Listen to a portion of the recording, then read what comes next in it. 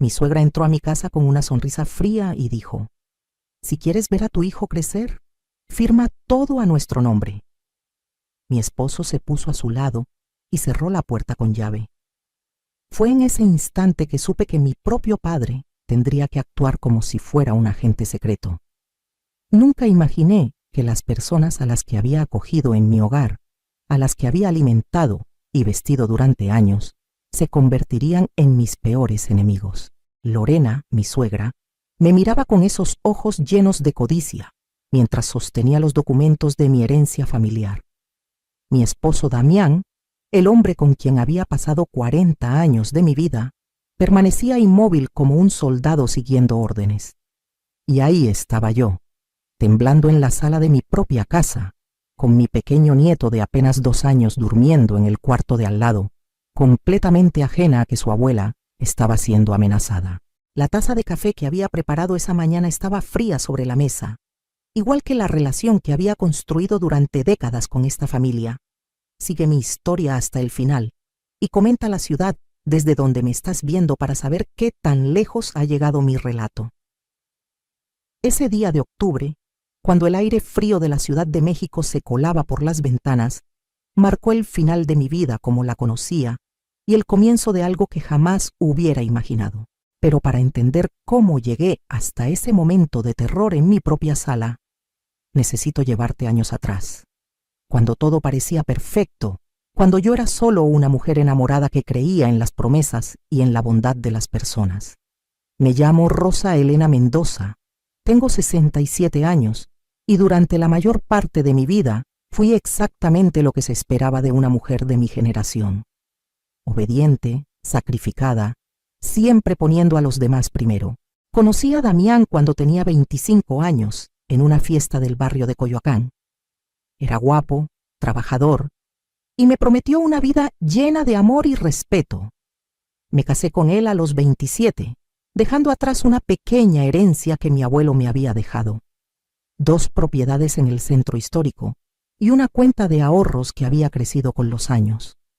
Mis padres me advirtieron que pusiera todo a mi nombre, pero yo estaba tan enamorada que insistí en que todo fuera compartido. «Somos una sola carne», le decía a mi madre, quien movía la cabeza con preocupación. Los primeros años fueron hermosos. Tuvimos a nuestro hijo Sebastián cuando yo tenía 30 años. Trabajé doble turno como secretaria en una oficina gubernamental, mientras Damián establecía su pequeño negocio de refacciones. Cada peso que ganaba iba directamente a la familia. Cuando Lorena, mi suegra, enviudó hace 20 años, ni siquiera lo pensé 2 veces antes de abrir las puertas de mi hogar. «Es tu madre», le dije a Damián. «Esta es su casa también». Esa decisión sería mi perdición, aunque en ese momento me sentía orgullosa de mi generosidad. Lorena llegó con sus 3 maletas y una actitud que debía haber reconocido como señal de peligro. Desde el primer día comenzó a reorganizar mi cocina, criticando la forma en que preparaba los frijoles, diciendo que el arroz estaba muy aguado, que la casa no estaba lo suficientemente limpia. En mis tiempos, decía constantemente, las mujeres sabían cómo atender a un hombre correctamente. Yo sonreía y asentía, queriendo mantener la paz. Damián nunca me defendía. «Es mi madre, Rosa, tiene sus costumbres», era todo lo que decía mientras leía el periódico en la mesa que yo había limpiado. Pasaron los años y Sebastián creció. Yo seguía trabajando, manteniendo la casa, cuidando de Lorena cuando se enfermaba, preparando 3 comidas al día para una familia que rara vez decía gracias. Cuando Sebastián cumplió 23, conoció a Valeria, una muchacha que parecía dulce y tímida. Se casaron rápidamente y, por supuesto, Lorena sugirió que vivieran con nosotros. Para ahorrar dinero, dijo. Nuevamente acepté. Mi casa de 3 habitaciones ahora albergaba a 5 adultos. Yo dormía mal, me levantaba temprano para que todos tuvieran agua caliente para bañarse, planchaba la ropa de todos, cocinaba para todos. Luego llegó el pequeño Miles, mi nieto precioso, hace 2 años. Verlo nacer fue uno de los momentos más hermosos de mi vida, pero también fue cuando todo comenzó a cambiar de forma definitiva. Lorena se volvió más controladora, insistiendo en que ella sabía mejor cómo cuidar al bebé. Valeria, en lugar de ser mi aliada, se puso completamente del lado de Lorena. Las veía cuchichear en las esquinas, callándose cuando yo entraba a la habitación. Damián se volvió más distante, pasaba más tiempo fuera de casa, y cuando estaba, apenas me dirigía la palabra. Un día escuché una conversación que me heló la sangre. Estaba regando las plantas del patio cuando la voz de Lorena atravesó la ventana abierta de la cocina. «Esas propiedades del centro valen una fortuna ahora», le decía a Damián. «Con la remodelación del área podrían venderse en millones, pero están a nombre de ella y tú nunca tuviste el valor de arreglarlo». La voz de mi esposo respondió en un tono que nunca le había escuchado. «Lo sé, mamá. He sido un tonto todos estos años, pero ella confía en mí. Podemos hacer que firme». Mi corazón dejó de latir por un segundo. La regadera se cayó de mis manos. Esa noche, durante la cena de pozole que había pasado toda la tarde preparando, los observé a todos con nuevos ojos. Lorena sonreía mientras le servía más a Damián, comentando lo delicioso que estaba, aunque sabía perfectamente que yo lo había hecho. Sebastián evitaba mi mirada. Valeria mecía a Miles mientras hablaba de lo caro que era todo, de cómo necesitaban una casa más grande. Y Damián, mi esposo de 40 años, comía en silencio, planificando cómo robarme todo lo que era mío. Los siguientes meses fueron un descenso lento hacia el infierno. Las críticas se volvieron más crueles. «Estás envejeciendo mal, Rosa», decía Lorena en la mesa. «Mira esas arrugas, ese cabello gris. Damián merece una esposa que se cuide mejor». Él nunca me defendía, a veces hasta asentía. Comenzaron a controlar mi dinero. «Dame tu tarjeta, yo haré las compras», decía Damián. «Tú ya estás muy vieja y confundida, podrías perder el dinero». Cuando protesté, Lorena intervino. «¿Ves? Está volviéndose senil. Pronto no podrá tomar sus propias decisiones». Me quitaron las llaves de una de las propiedades, diciendo que necesitaban hacer reparaciones. Descubrí después que habían comenzado a rentarla y quedarse con el dinero. Cuando confronté a Damián, su rostro se transformó en algo que no reconocí. «Esa propiedad debería ser de la familia, no solo tuya. Yo trabajé toda mi vida también». La manipulación era tan sutil que a veces me hacía dudar de mí misma. ¿Estaba siendo egoísta? ¿Acaso no éramos una familia? Entonces comenzaron las amenazas veladas. «Sería terrible si algo le pasara a Miles y tú no pudieras verlo más», decía Lorena mientras lo cargaba, como si fuera un comentario casual. «Los accidentes pasan, especialmente cuando hay gente no confiable alrededor de los niños». Sebastián y Valeria hablaban de mudarse lejos, de llevarse al bebé donde yo nunca podría encontrarlos. «A menos que mamá entre en razón», decía Sebastián, como si yo fuera la irracional. Me sentía prisionera en mi propia casa, la que había pagado con mi trabajo, donde había criado a mi hijo, donde había dado todo de mí. Me levantaba cada mañana con un nudo en el estómago, preguntándome qué nuevo tormento traería el día. Dejé de comer bien, perdí peso. Mi reflejo en el espejo mostraba a una mujer fantasma. Mis compañeras de trabajo notaban el cambio, pero yo sonreía y decía que todo estaba bien. La vergüenza de admitir que mi propia familia me estaba destruyendo era demasiado grande. Fue en la estación del metro Insurgentes, un martes lluvioso de marzo, donde mi vida comenzó a cambiar. Estaba esperando el tren, perdida en mis pensamientos oscuros, cuando una mano tocó mi hombro. «Rosa Elena». Era una voz que no había escuchado en meses. Me giré, y ahí estaba mi padre, Vicente, con sus 75 años, pero todavía con esa mirada aguda que siempre tuvo. Nos habíamos distanciado porque Damián insistía en que mi familia se metía demasiado en nuestros asuntos. Ahora entendía por qué quería mantenerlos alejados. Papá me miró de arriba abajo y su expresión cambió de sorpresa a alarma. «Hija, ¿qué te han hecho?». Su voz tembló. Yo quise mentir, decir que todo estaba bien, pero cuando abrí la boca para hablar, solo salieron lágrimas. Años de abuso contenido se desbordaron en ese andén lleno de gente. Mi padre me abrazó y susurró: «Cuéntame todo, ahora». Fuimos a una cafetería cercana y durante 2 horas le conté cada detalle, cada humillación, cada amenaza. Lo que no sabían Damián ni Lorena es que mi padre no era un simple jubilado. Vicente Mendoza había trabajado durante 35 años en inteligencia militar. Había sido parte de operaciones que nunca podría discutir. Tenía contactos en lugares que ellos ni siquiera imaginaban. Cuando terminé mi relato, sus ojos tenían esa mirada fría y calculadora que recordaba de mi infancia, cuando resolvía problemas que parecían imposibles. «Mijita», dijo tomando mi mano, «es hora de que esta familia aprenda una lección que nunca olvidará. Pero necesito que confíes en mí y que hagas exactamente lo que te diga». Esa noche regresé a casa diferente. Por fuera, seguía siendo la misma Rosa derrotada y asustada, pero por dentro algo había despertado. Papá me había explicado su plan y aunque me aterraba, sabía que era mi única salida. «Vas a seguir actuando como si estuvieras quebrada», me dijo. «Déjalos pensar que ganaron. Mientras tanto, yo me encargo del resto». Los siguientes días fueron los más difíciles de mi vida, fingiendo debilidad mientras una chispa de esperanza ardía en mi pecho. Fue una semana después, cuando ocurrió la escena que abrió este relato. Llegué del trabajo un viernes por la tarde, cansada y hambrienta.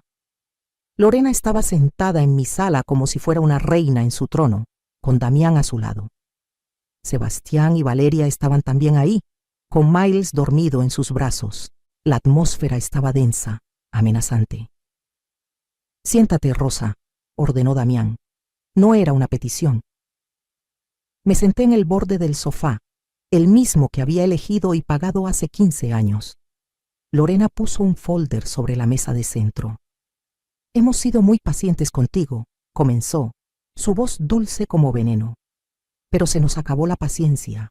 Estas son las escrituras de tus propiedades y los documentos de tus cuentas bancarias. Vas a firmar todo a nombre de Damián hoy mismo». Mi corazón latía tan fuerte que pensé que todos podían escucharlo. «¿Y si me niego?», pregunté. Mi voz apenas un susurro. Sebastián se levantó y tomó a Miles en brazos. «Entonces no volverás a ver a tu nieto. Nos mudaremos mañana mismo y te aseguro que no podrás encontrarnos». Damián se acercó y cerró con llave la puerta principal. El sonido del pestillo fue como una sentencia de muerte. «No seas tonta, Rosa», dijo, con esa voz que alguna vez me había hecho sentir amada y ahora solo me producía náuseas. «Estás vieja, enferma, confundida. No puedes manejar estas responsabilidades. Nosotros cuidaremos de ti, te daremos un cuarto, comida. Pero el dinero y las propiedades deben estar en manos capaces». Lorena sonrió mostrando todos sus dientes. «Si quieres ver a tu hijo crecer», dijo mirando a Miles, «firmarás. Si causas problemas, bueno, los ancianos tienen accidentes todo el tiempo. Se caen por las escaleras, se confunden con sus medicamentos». La amenaza era clara y el terror real. Pero entonces recordé las palabras de mi padre. «Cuando te presionen, cuando pienses que no hay salida, recuerda que ya estamos 3 pasos adelante de ellos». Tomé el bolígrafo con mano temblorosa. «¿Dónde firmo?», pregunté, dejando que mi voz sonara derrotada. Lorena prácticamente ronroneó de satisfacción. Sabía que entrarías en razón. Mientras fingía leer los documentos, escuché un sonido afuera. Golpes en la puerta. Fuertes, autoritarios. Lo que Lorena, Damián, Sebastián y Valeria no sabían es que mi padre había estado muy ocupado esa semana. Muy ocupado. Y lo que estaba a punto de desarrollarse cambiaría todo para siempre. Damián se puso pálido cuando los golpes continuaron, seguidos de una voz amplificada. «Policía Federal, Abran la puerta inmediatamente. Lorena me miró con odio. ¿Qué hiciste?, siseó. Yo me encogí de hombros, todavía sosteniendo el bolígrafo, actuando confundida.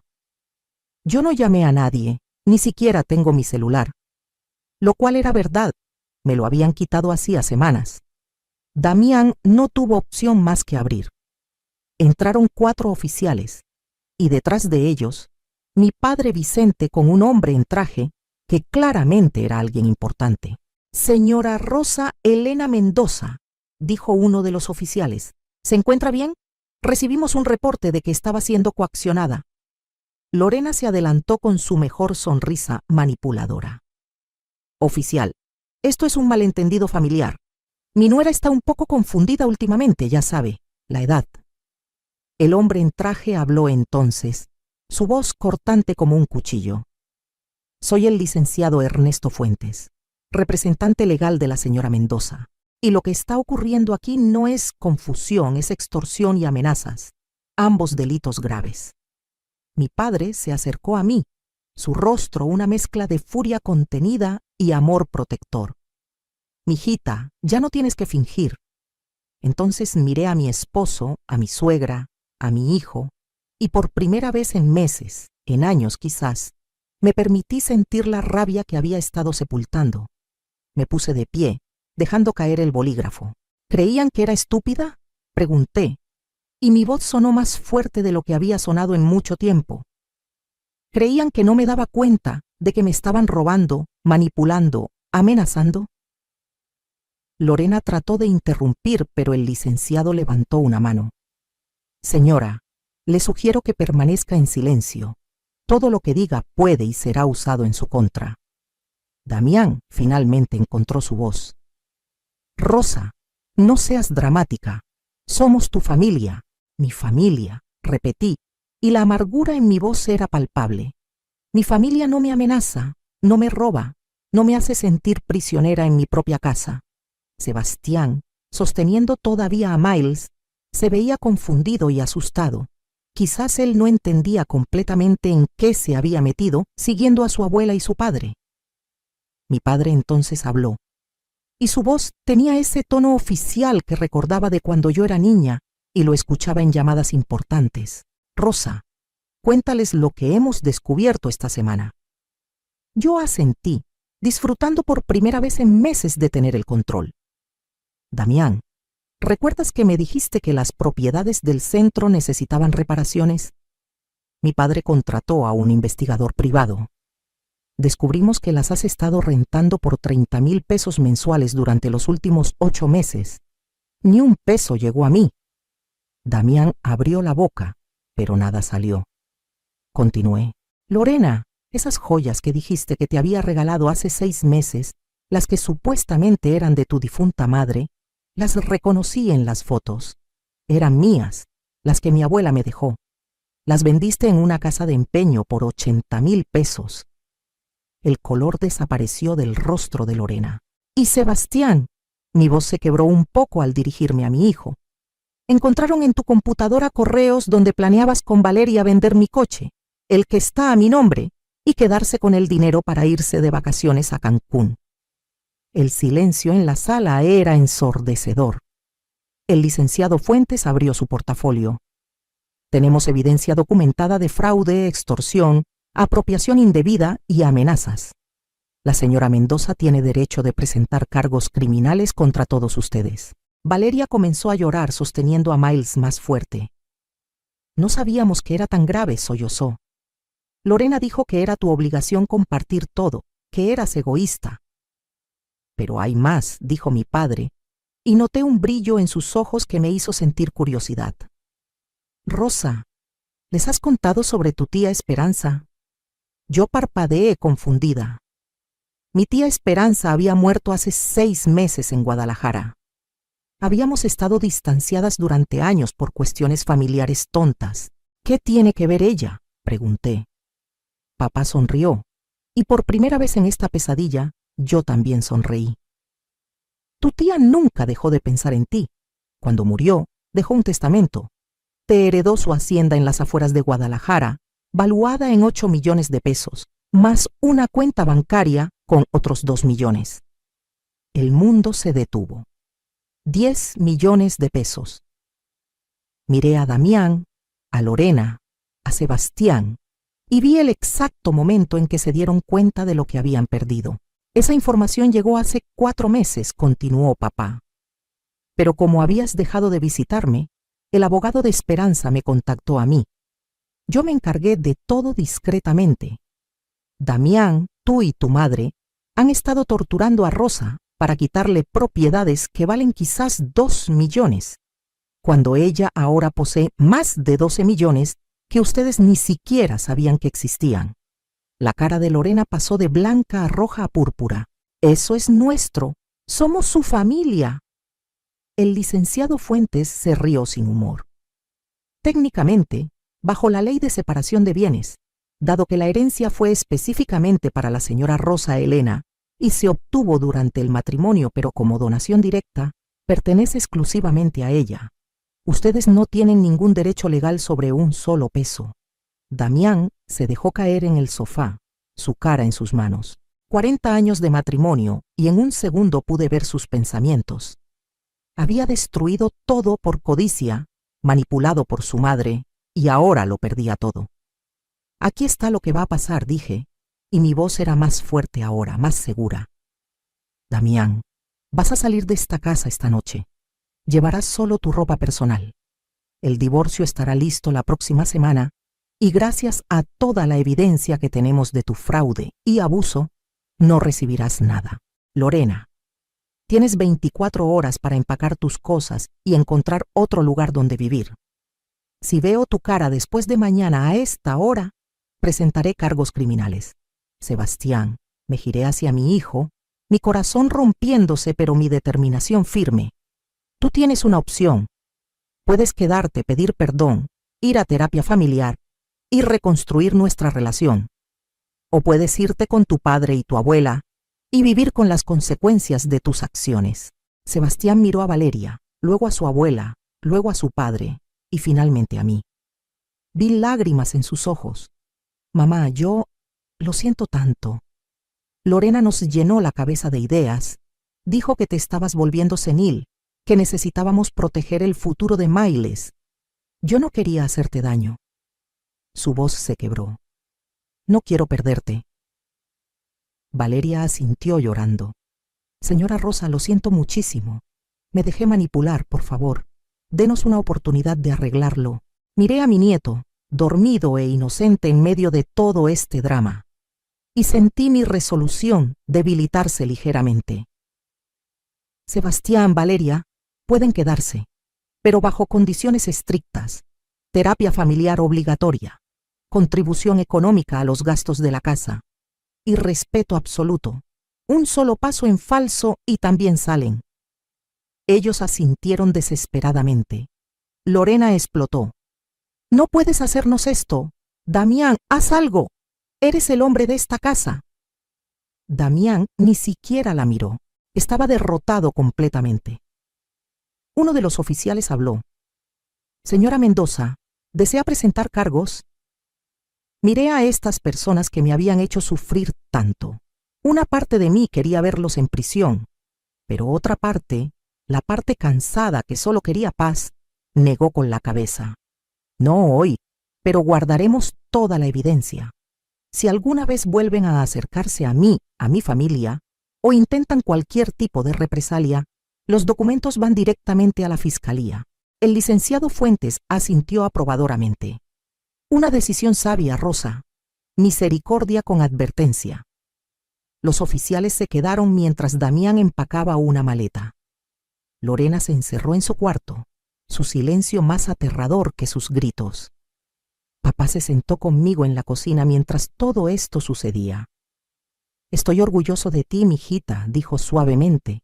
Encontraste tu fuerza. Yo lo abracé. Este hombre de 75 años que había usado todos sus contactos, su experiencia, su inteligencia para salvarme. Gracias, papá. Sin ti estaría firmando mi vida esta noche. Él besó mi frente. La familia de verdad se protege mutuamente. Eso nunca fue familia, era una prisión. Cuando Damián salió con su maleta, se detuvo frente a mí. Por un momento vi un destello del hombre que conocí hace 42 años. Rosa, yo cometí el peor error de mi vida. Yo no dije nada. No había nada que decir. 40 años reducidos a cenizas por avaricia y debilidad. Él salió por la puerta y no miré atrás. Lorena se fue al día siguiente temprano, antes de que yo me levantara, dejando solo una nota llena de maldiciones y acusaciones. La rompí sin terminar de leerla y la tiré a la basura donde pertenecía. Los siguientes meses fueron de curación y reconstrucción.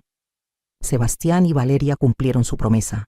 Fueron a terapia, comenzaron a contribuir a los gastos y lentamente, muy lentamente, comenzamos a reconstruir algo que se parecía a una relación familiar saludable. Mi nieto Miles se convirtió en mi alegría diaria, sin las sombras oscuras de la manipulación sobre nosotros. Vendí una de las propiedades del centro por un precio excelente. El mercado inmobiliario estaba en auge. Compré un departamento más pequeño, pero hermoso para Sebastián y Valeria, ayudándoles a establecer independencia verdadera. La hacienda de mi tía Esperanza, en Guadalajara, se convirtió en mi refugio. Pasaba los fines de semana ahí, restaurándola, llenándola de flores y vida. Contraté a una administradora, una mujer joven y brillante llamada Patricia, quien convirtió parte de la propiedad en un espacio para eventos, bodas, cumpleaños, retiros corporativos. El dinero comenzó a fluir de formas que nunca había imaginado. Por primera vez en mi vida, no trabajaba por necesidad sino por elección. Me jubilé de mi trabajo gubernamental con una pensión modesta pero digna y me dediqué a disfrutar la vida que había ganado. Conocí a un grupo de mujeres en un club de lectura en Coyoacán, todas viudas o divorciadas, todas con historias de sobrevivencia y fortaleza. Nos reuníamos cada jueves, compartiendo libros, café y risas. Me sentía más viva a los 68 que a los 40. Aprendí a bailar salsa, algo que siempre había querido hacer, pero Damián decía que era ridículo a nuestra edad. Viajé a Oaxaca, a San Miguel de Allende, a lugares que solo había visto en revistas.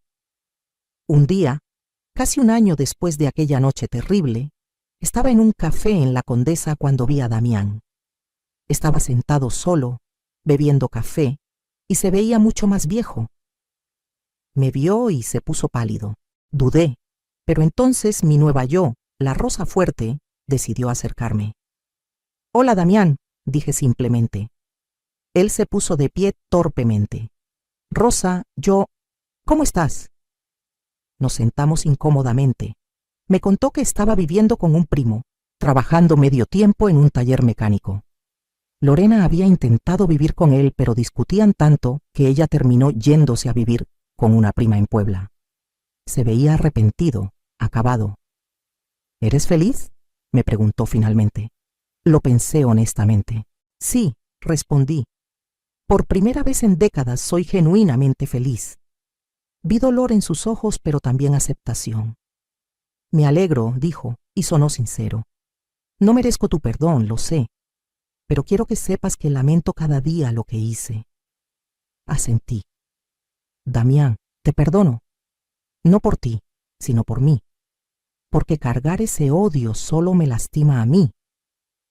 Nos despedimos cortésmente, y mientras caminaba alejándome, sentí como si una última cadena se hubiera roto. Ya no era su esposa traicionada. Era simplemente Rosa Elena, una mujer libre. Sebastián y yo ahora tenemos almuerzos cada domingo. Él trabaja duro en un buen empleo, Valeria terminó su carrera de contabilidad y Miles me llama Abu Elena y corre a abrazarme cada vez que me ve.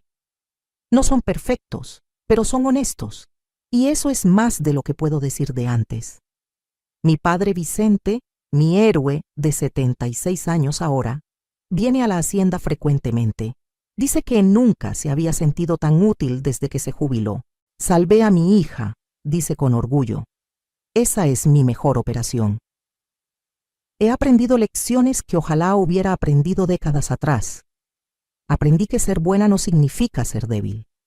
Aprendí que la familia no es solo sangre, es respeto, amor y apoyo mutuo.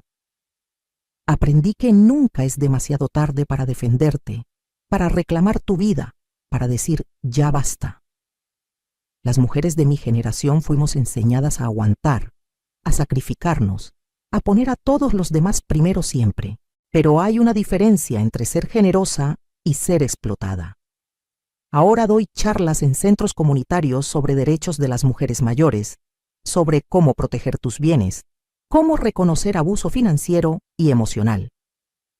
Las historias que escucho me rompen el corazón. Tantas mujeres en situaciones similares o peores a la que yo viví. Pero cada vez que ayudo a una mujer a encontrar su fuerza, a defenderse, siento que mi sufrimiento tuvo un propósito. Mi abogado, el licenciado Fuentes, trabaja conmigo ahora en casos pro bono para mujeres mayores que están siendo abusadas por sus familias. La hacienda de la tía Esperanza tiene ahora un jardín hermoso donde he plantado rosas de todos colores. Cada rosa representa algo. Las rojas por el amor que me negaron, las blancas por la paz que encontré, las amarillas por la amistad nueva que construí, las rosadas por la esperanza que nunca perdí completamente. Paso horas ahí, con las manos en la tierra, sintiendo el sol en mi cara, completamente en paz. A veces llega Patricia con café y nos sentamos en silencio, disfrutando la belleza que hemos creado. He vuelto a tener contacto con amigas de la juventud que había perdido durante mi matrimonio. Resulta que Damián había sido muy efectivo en aislarme, siempre con excusas de por qué no podíamos asistir a reuniones, por qué mis amigas no eran buena influencia. Ahora mi calendario está lleno de almuerzos, cenas, viajes planeados. Carmen, mi amiga de la secundaria, me dijo llorando cuando nos reencontramos: intenté mantener contacto tantas veces, pero siempre había una razón por la que no podías. Ahora entendía que ese aislamiento era parte del control. Mi salud mejoró dramáticamente. Los dolores de cabeza constantes desaparecieron. Recuperé el peso que había perdido durante los meses oscuros. Mi médico comentó sorprendido en mi último chequeo que mis niveles de estrés habían bajado significativamente. Lo que sea que esté haciendo, sígalo haciendo, dijo. Me reí y pensé, si supiera. El simple acto de vivir sin miedo, sin caminar sobre cáscaras de huevo en mi propia casa, sin estar constantemente vigilante, había sanado mi cuerpo tanto como mi mente. Estoy considerando seriamente vender la casa de la Ciudad de México, la que fue mi prisión durante tantos años. Aunque Sebastián y Valeria ya se mudaron a su departamento, los recuerdos en esas paredes son pesados. Estoy pensando en comprar algo más pequeño cerca de la hacienda en Guadalajara, o quizás en Cuernavaca, donde el clima es hermoso todo el año. La idea de empezar completamente de nuevo, en un lugar sin historia oscura, es increíblemente atractiva. He empezado a escribir mi historia, no solo para mí, sino para otras mujeres que puedan estar pasando por situaciones similares. Quiero que sepan que no están solas, que no están locas, que el abuso financiero y emocional por parte de la familia es real y devastador. Quiero que sepan que hay salida, que nunca es demasiado tarde, que hay recursos y personas dispuestas a ayudar. Mi padre me ayudó a establecer una pequeña fundación con parte de la herencia de la tía Esperanza, dedicada a ayudar a mujeres mayores en situaciones de abuso familiar. Hace poco recibí una carta de Lorena. Mi primera reacción fue tirarla sin abrir, pero la curiosidad ganó. Era corta, escrita con esa caligrafía elegante que siempre tuvo. Decía que estaba enferma, que se arrepentía, que quería verme para pedir perdón. La leí 3 veces. La vieja Rosa, la que siempre cedía, la que siempre perdonaba demasiado rápido, quería correr a Puebla. Pero la nueva Rosa, la que había aprendido que algunas acciones tienen consecuencias permanentes, dobló la carta y la guardó en un cajón. Tal vez algún día tendré la generosidad de responder. Pero ese día no es hoy, y quizás nunca llegue. Y está bien.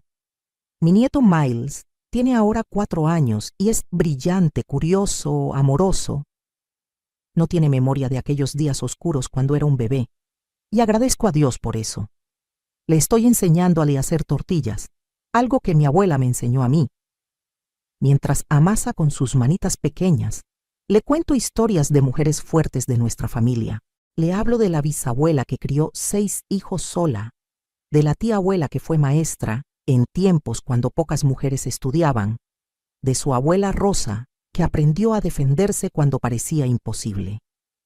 Quiero que crezca sabiendo que las mujeres en su familia son fuertes, resilientes, valiosas. Sebastián me confesó hace poco, durante uno de nuestros almuerzos dominicales, que Damián intenta contactarlo constantemente, pidiéndole dinero, tratando de manipularlo para que me convenza de ayudar a la familia.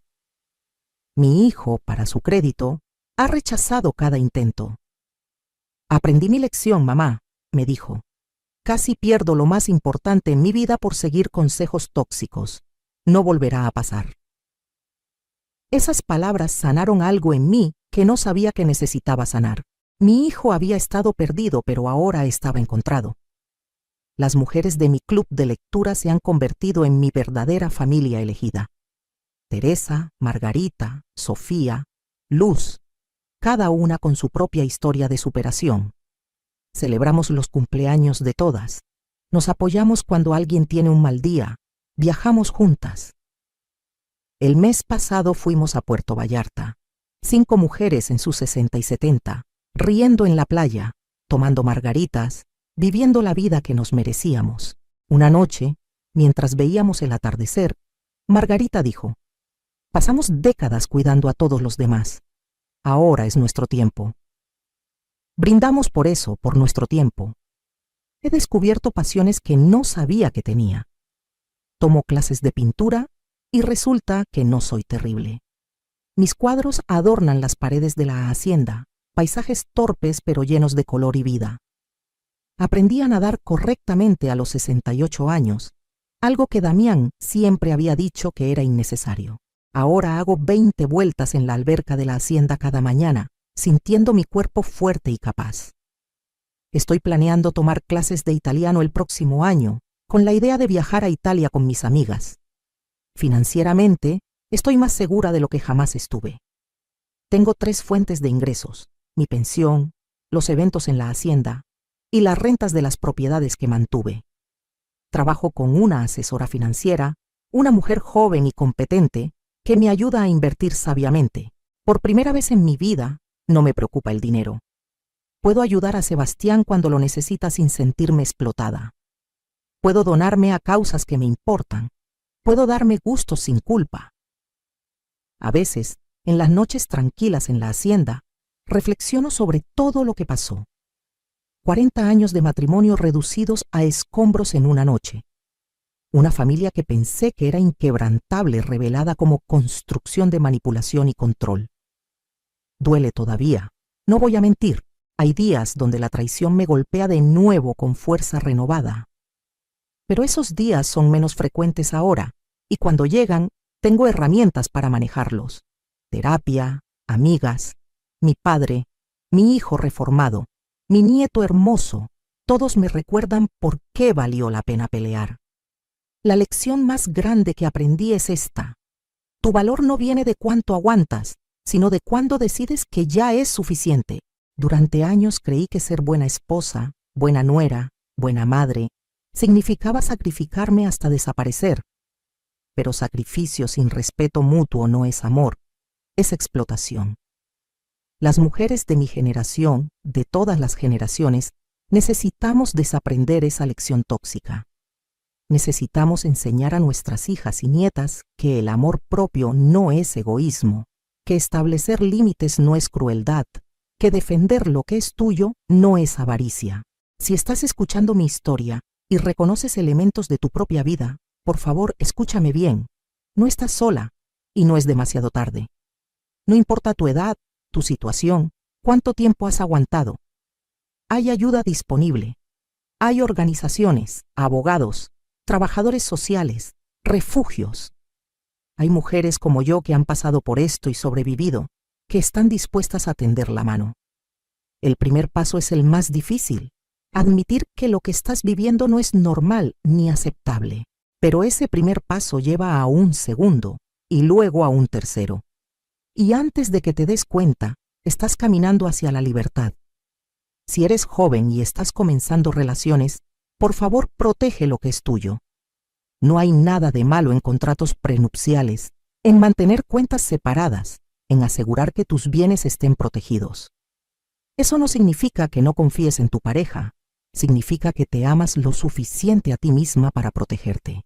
Y si alguien, sea pareja, familia, amigos, te dice que eres egoísta por proteger lo tuyo, esa es una bandera roja gigante. Las personas que realmente te aman respetan tu autonomía y seguridad. A mis amigas que están en matrimonios largos como lo estuve yo, les digo, nunca es demasiado tarde para reevaluar. Si no eres feliz, si te sientes controlada, menospreciada, explotada, eso no es lo que prometiste en el altar. El matrimonio debe ser una asociación de iguales, no una prisión. Y si tus hijos adultos te están explotando, usando a tus nietos como rehenes emocionales, eso es abuso.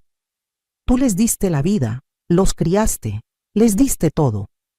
No les debes tu dignidad ni tu seguridad financiera. Han pasado casi 2 años desde aquella noche terrible en mi sala. 2 años en los que me transformé de víctima a sobreviviente a mujer próspera. No fue fácil.